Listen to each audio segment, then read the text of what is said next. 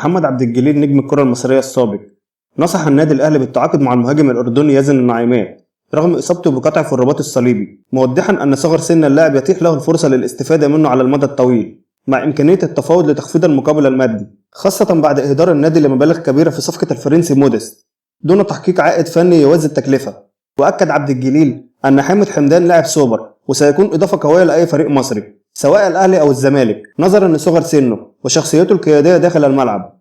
ووصف عبد الجليل حامد حمدان بأنه يجمع بين إمكانيات مروان عطية وأليو ديانج، مشددا على تفوقه الفني على اللاعب المالي بفرق واضح رغم امتلاك المالي أليو ديانج قدرات بدنية مميزة، إلا أن كتر تمريراته الخاطئة تسبب ارتباكا للفريق.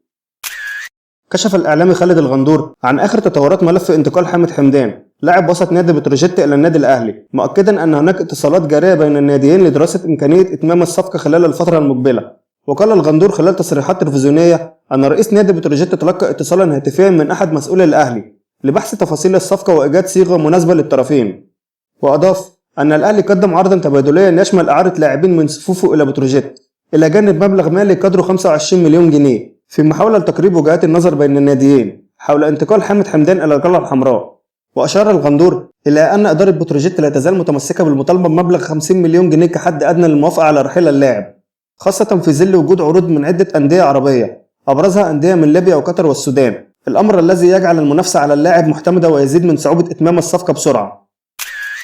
كشف مصدر داخل النادي الأهلي أن الإدارة رفضت العرض الأول المقدم من برشلونة لاستعارة اللاعب لمدة 6 أشهر بدون مقابل مالي، إذ اقتصر العرض على حصول الأهلي على 50,000 دولار فقط في حال تسجيل حمزة عدد محدد من الأهداف مع الفريق. وأضاف المصدر أن إدارة الأهلي ترغب في الحصول على مقابل مالي مباشر خلال فترة الإعارة إلا جانب مبلغ أكبر في حالة شراء اللاعب بشكل نهائي بعد انتهاء الإعارة. وأوضح المصدر أن التفاوض الجاري يهدف إلى تحقيق التوازن بين مصلحة النادي ومصلحة اللاعب، معتبرا أن انتقال أي لاعب من الأهلي إلى أحد أكبر الأندية في العالم يعد فرصة مهمة للتطور الاحترافي، لكن الإدارة تحرص على أن تكون الصفقات متوافقة مع مصالح القلعة الحمراء وألا تقلل من حقوق النادي المالية أو التعاقدية. كشف مصدر داخل النادي الأهلي عن اقتراب إدارة القلعة الحمراء من حسم صفقة لاعب أجنبي موهوب ضمن استراتيجيتها لتعزيز صفوف الفريق خلال الموسم الحالي. وأكد المصدر أن اللاعب المنتظر يتميز بالقدرة على اللعب في أكثر من مركز، مما يمنح الجهاز الفني خيارات فنية متعددة لتعزيز خط الوسط والهجوم إذا لزم الأمر. محمد سيحة يقترب من المصري.